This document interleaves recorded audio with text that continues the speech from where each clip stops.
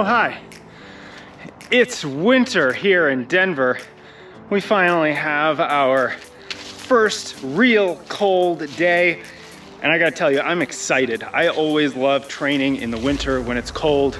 You don't have to deal with the performance limiting effects of the heat and humidity. And instead, you can focus on your training.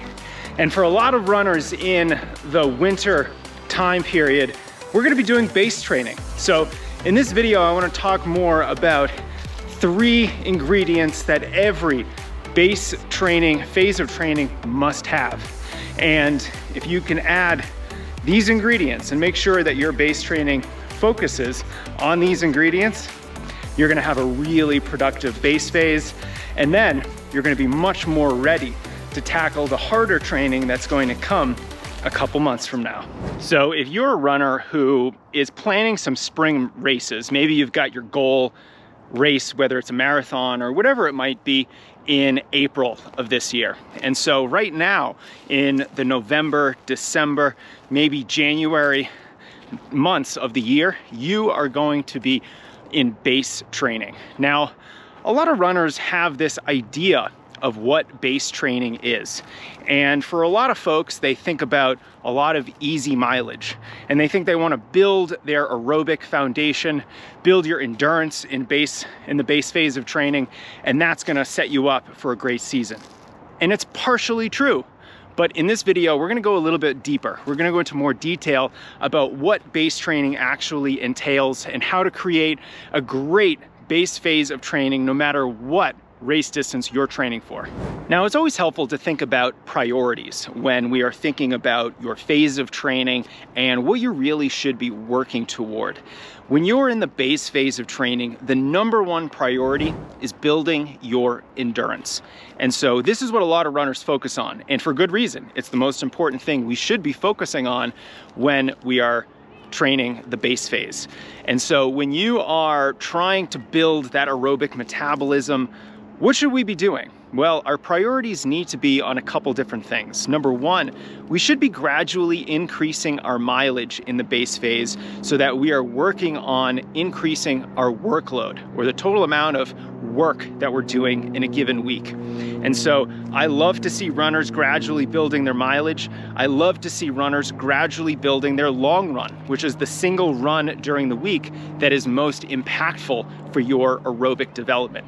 Now, aside from just the mileage and the long runs, we can do some aerobic-oriented workouts.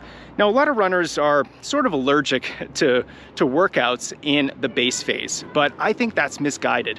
We still should be running a workout during most weeks of the base phase of training, even if that's 8 or 10 weeks long.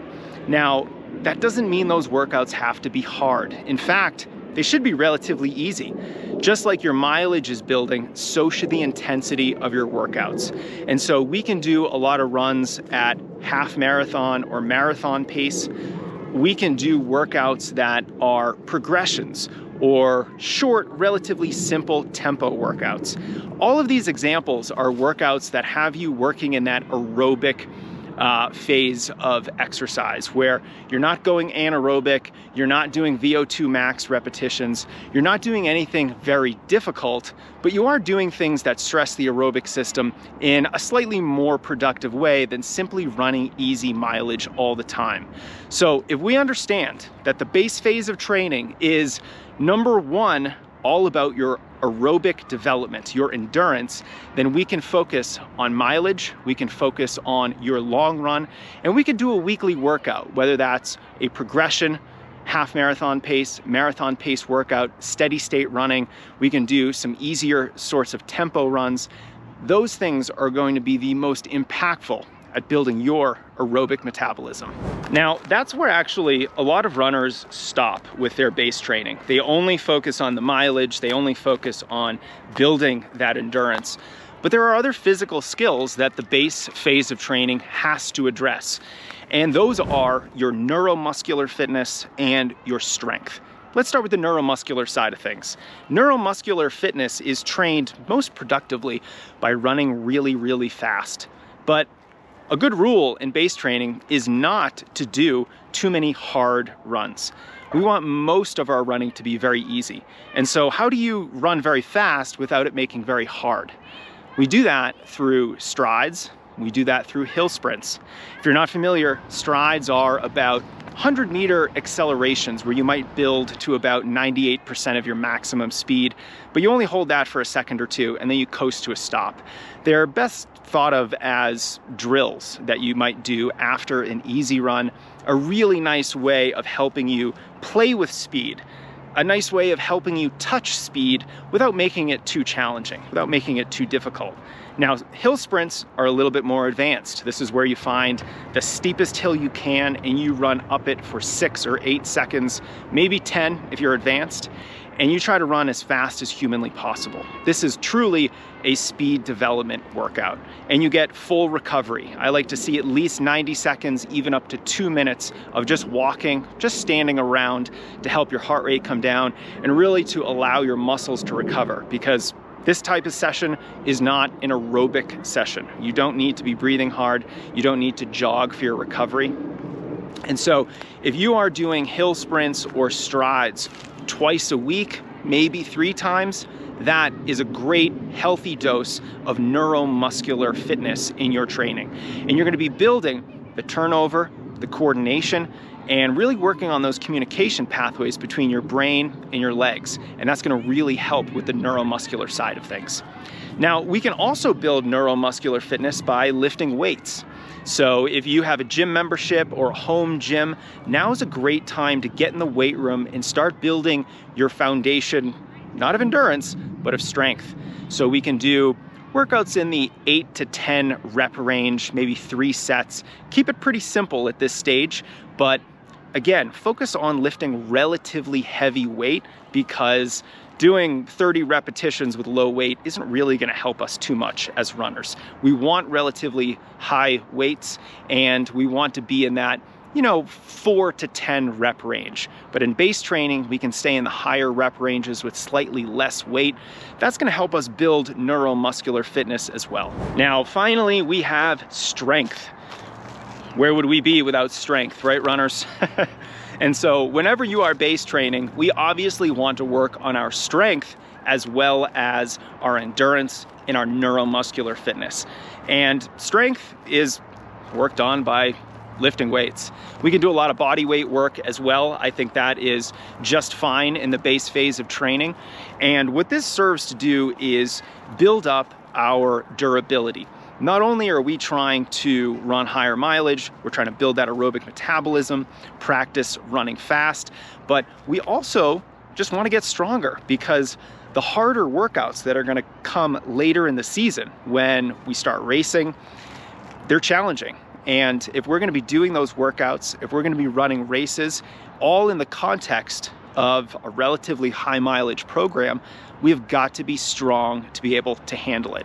So now's the time to start lifting weights. Now's the time to get really consistent with sandwiching your runs between a dynamic warm-up at the very beginning and then 10 to 20 minutes of body weight, core, or strength work. If you could do that around your runs, but then twice a week get in the gym to lift weights, that's what I consider ideal strength training.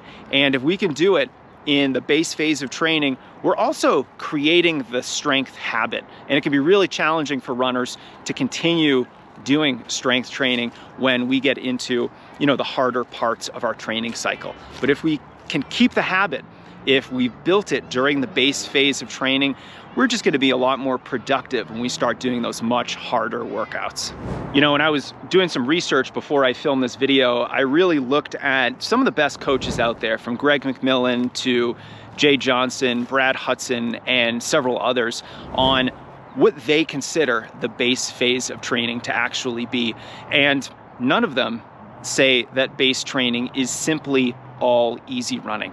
So I'm very heartened that some of the best coaches out there agree that base training includes a lot more than just a lot of easy running. So if you're in the base phase of training right now, or if you're about to start this very crucial phase of training, let's focus on building that aerobic metabolism through higher mileage, through your long runs, and through some aerobic workouts.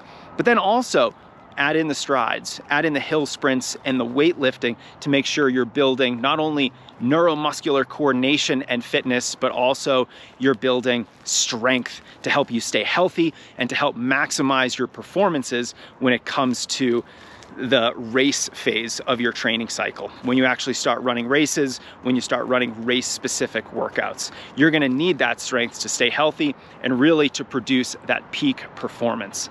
Now, if you need help planning your season, whether that's the tune-up races that you're planning, whether it's the length of the season, whether you're just not sure what kind of tune-up races to include in your training cycle because maybe you're running a marathon, but maybe you're running a 5K, and the tune-up races needed for those two races are very different. Download our season planner worksheet. I think it's really helpful for runners to conceptualize these different phases of training. So if we're talking about base training, that obviously is going to move into the competition period of training, and then finally your peaking or tapering phase. All of these flow into one another, and if you need help, I've got you covered.